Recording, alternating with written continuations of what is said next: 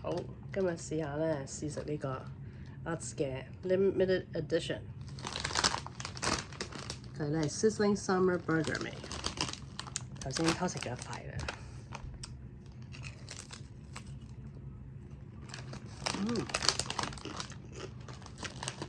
食到 pickle 味，好重嘅芝士味，好重嘅芝士漢堡包嘅味，有芝士味啦，有啲牛肉啦，有啲包烘燒咗、烘燶咗個味，都感覺好 heavy，即係好似食緊個包，又食緊個 pickle 啊嘛，個青瓜、酸瓜咁啊，個芝士味好濃，好勁喎真係，佢一啖裏面包晒所有味。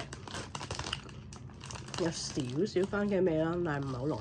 但芝士漢堡包嘅味多啲，同埋 pickle 個味勁啲，好得意嗰陣味。不過好滯啊，感覺好似咬咗一啖包兩啖包咁啊。OK， 大家試下，有機會。